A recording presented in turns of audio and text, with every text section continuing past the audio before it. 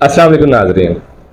कहते हैं इस्लाम में 72 फिरके हैं, लेकिन कभी किसी एक फिरके के राहबर ने किसी दूसरे फिरके के राहबर को नहीं परखा।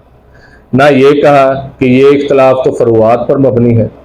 रूह एक है, मंजिल एक है, दीन एक है, एक ही कलमे और एक ही कुरान को पढ़ने वाले लोग हैं, पर फिरकों में बटे हुए हैं।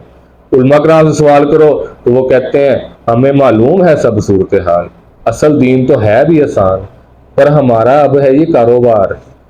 महफिलों में होती है पैसों की बौछार और होती है अब चैनल रेटिंग भी साथ, तो सच बता के क्यों करें हम जेब खराब।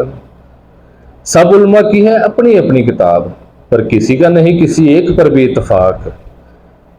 इन मसलों में वैसे हम भी होते हैं परेशान, पर फिरकों की जंग में ही चलता है कारोबार। बस हमसे एक ये ना करो सवाल, वरना हम पर आ जाएगा जवाल।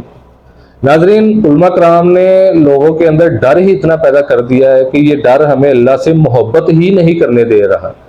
कुरान पाक गिलाफ में पढ़ा है लेकिन उसको पढ़ने ही नहीं दे रहा। अगर पढ़ भी लें तो उसको समझने ही नहीं दे रहा।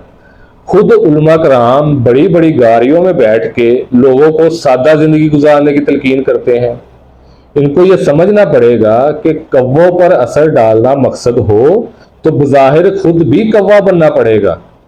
मोर बनकर रंगदार दुम जलाने से मकसद हासिल नहीं होगा, उल्टा कव्वों में रिएक्शन पैदा हो जाएगा।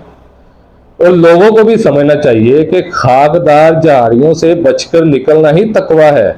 हमें हलाल और हराम में तमीज करना पड़ेगी। अगर हराम की तमीज नहीं करेंगे तो हमारी नस्लें ऐसे ही तबाह होती रहेंगी। और उलमा कराम को यह बात समझना पड़ेगी कि हमें इसी माशरे को, इसी तबके को ठीक करना है जिसे वो रद्द कर रहे हैं और माजी में जी रहे हैं। तो मेरी आप सबसे गुजारिश है कि अकल इस्तेमाल करो, इंसान बनो, मुसलमान बनो, पाकिस्तान बनो। शुक्रिया।